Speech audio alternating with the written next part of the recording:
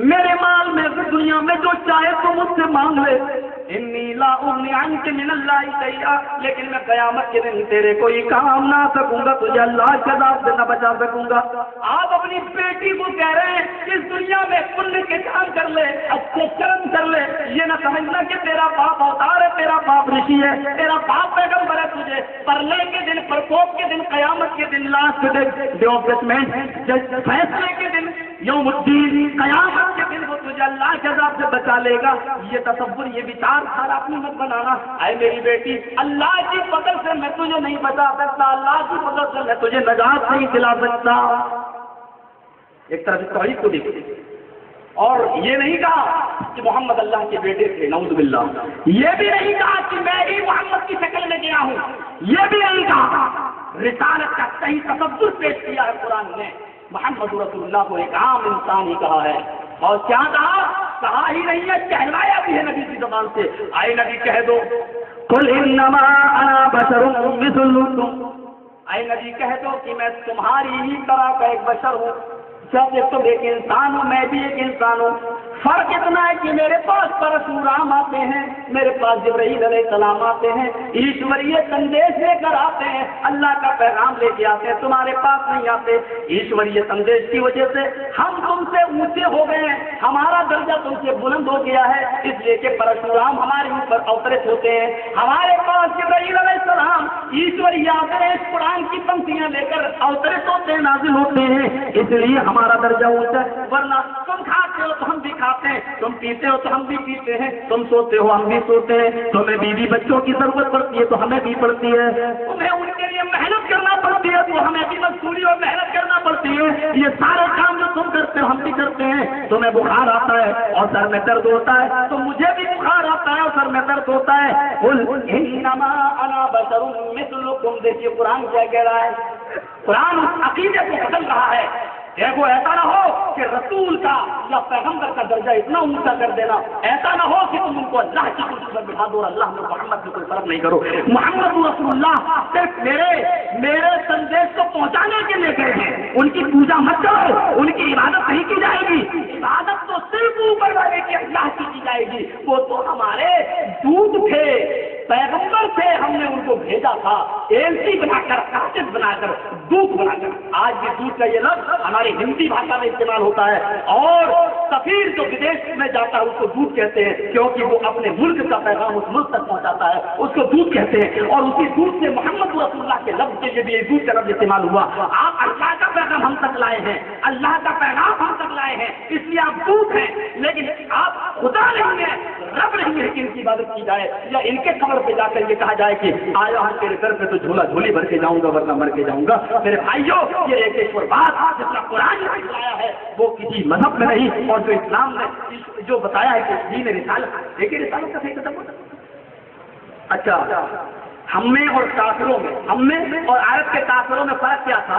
جب اللہ کے نبی نے کہا مجھے اللہ نے رسول بنایا تو عرب کے کافر کیا کہتے تھے؟ قرآن پڑھو، عرب کے کافر کیا کہتے تھے؟ عرب کے کافر کہتے تھے ما لہذا الرسول، عرب کے کافر کیا کہتے تھے؟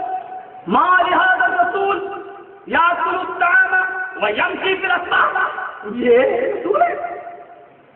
دیکھیے عرب کے کافر کیا کہتے تھے؟ ما لہذا الرسول، اس کو کیا ہو گیا؟ یہ اپنے آپ کو رسول کہتا ہے، یاکل الطعام، یہ تو کھانا کھاتا ہے ہماری طرح، ویمشی فی الاسواق، اور یہ تو بازاروں میں چلتا ہے، یعنی کھانا کھانے والا اور بازاروں میں چلنے والا کیا رسول ہو سکتا ہے؟ یہ تو ہماری طرح اٹھتا بیٹھتا، یہ تو ہماری طرح چلتا پھرتا، یہ تو ہماری طرح کھاتا پیتا ہے، پھر بھی اپنے آپ کو رسول کہہ رہا۔ ارے اللہ کو رسول بنانا تھا تو کسی فرشتے کو رسول بناتا، ہماری طرح ایک انسان کو رسول بنا دیا۔ عرب کے کافر رسول انسان مانتے تھے، رسول نہیں مانتے۔ آج ہم رسول مانتے ہیں لیکن انسان نہیں مانتے۔ فرق دیکھ رہے ہیں؟ وہ انسان مانتے تھے، رسول نہیں، ہم رسول مانتے ہیں لیکن انسان نہیں۔ اس لیے اللہ کے نبی نے عقیدہ یہ سکھلایا، جب میرے اوپر جب کلمہ پڑھو تو اس کلمے کے اندر میرے ساتھ دونوں چیزیں پیش کرو، مجھے انسان بھی مانو اور مجھے رسول بھی مانو۔ اشہد ان محمدن عبدہ ورسولہ، عبدہ ورسولہ، پہلے اللہ کا بندہ مانو، بعد میں اللہ کا رسول، ترتیب دیکھیے، کیونکہ میں محمد ابن عبداللہ پہلے ہوں، محمد رسول اللہ بعد میں ہوں، پہلے میں عبداللہ بیٹا ہوں اور 40 سال کے بعد میں اللہ کا رسول بنا ہوں، اس لیے عقیدے میں دونوں چیزیں شامل کر دی۔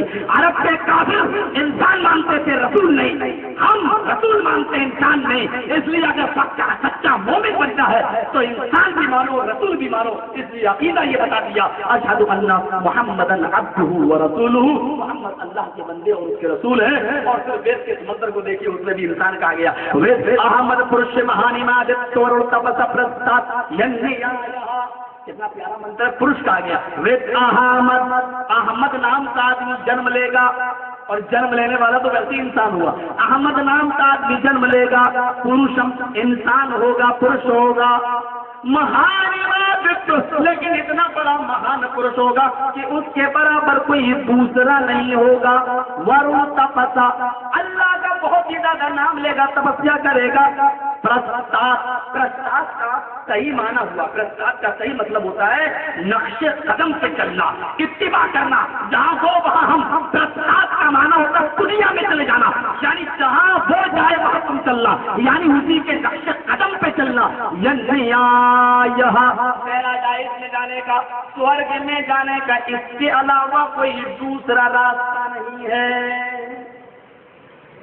پروش انسان کہا گیا تو دوسرا معنی بھی صاف ہو گیا کہ محمد صلی اللہ علیہ وسلم انسان تھے، بشر تھے، اور اسلام دین رسالت ہے، یہ دو چیز۔ تیسری چیز اسلام ہی دین مساوات ہے۔ یہ نعرے آج ہمارے یہاں لگ رہے ہیں، کیا نعرے لگ رہے ہیں؟ ہندو مسلم سکھ عیسائی آپس میں ہیں سب بھائی بھائی، یہ نعرے راجنیتک حلقوں میں لگتے ہیں، ورنہ آج بھی جو سیاسی گیم کھیلا جاتا ہے چناؤ کے موقعوں پر، وہاں وہی آنکڑے بٹھائے جاتے ہیں کہ وہاں سے کس کینڈیڈیٹ کو کھڑا کیا جائے، وہاں دلت کتنے ہیں، وہاں مسلمان کتنے ہیں، وہاں کتنے ہیں۔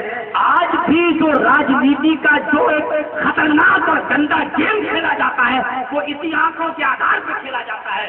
میرے بھائیوں، یہ بات چھپی ہوئی نہیں ہے، یہ الگ بات ہے کہ میں نے اپنی زبان سے کہہ دیا ہے، کہنا جرم ہے، دل سے ماننا جرم نہیں ہے۔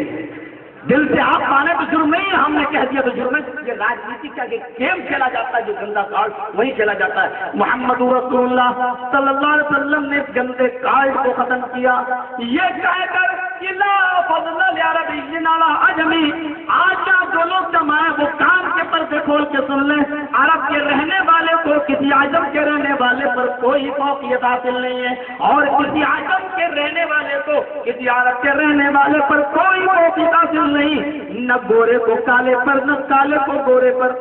امریکہ کی سیاسی حلقوں میں چلے جاؤ، اوباما پہلی مرتبہ ایک سیافام آدمی، ایک کالے کلوٹے نسل کا آدمی کو صدر بنایا گیا ہے، امریکہ کا راشٹرپتی بنایا گیا ہے، اس پر کتنے ہنگامے ہوئے ہیں۔ یہ گیم آج کے 24ویں صدی کے اندر میرے بھائیوں کھیلا جا رہا ہے۔ آج یہ کسی طریقے پر آج یہ ان کے سمجھ میں آیا، یہ گیم تو جناب محمد رسول اللہ نے 1400 سال پہلے کھیل کر ختم کر دیا تھا، اور یہ کہا تھا کہ حکومت اور سلطنت راجنیتی اگر چلانا ہے تو وہاں پر ذات اور برادریوں کا، گورے اور کالے کا یہ گیم نہیں کھیلا جائے گا۔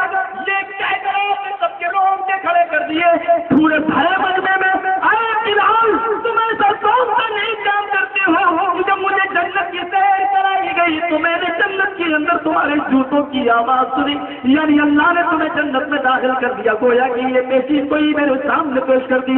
اے بلال تم ایسا کون سا نیک کام کرتے ہو کہ میں نے جنت کے اندر تمہارے جوتوں کی آواز سنی؟ حضرت بلال کھڑے ہوتے ہیں، اے اللہ کے نبی کچھ بھی تو نہیں، جتنے عام صاحب عمل کرتے ہیں اتنا میرا بھی عمل ہے۔ پھر کہنے لگے ہاں اتنا ضرور ہے، جہاں تک میں سمجھتا ہوں اے اللہ کے نبی میں باوضو رہتا ہوں، میں کبھی بغیر وضو کے نہیں رہتا ہوں، اور جب بھی میرا وضو ٹوٹتا ہے، میرا وضو ٹوٹتا ہے میں فوراً وضو بنا لیتا ہوں، اور جب بھی میں وضو بناتا ہوں تو 2 رکعت تحیۃ الوضو میں ضرور پڑھ لیتا ہوں۔ اتنا سا عمل اگر ہو اللہ کے نبی فرماتے ہیں بس اے بلال یہی وہ عمل ہے جس نے تجھے ممتاز کیا ہے۔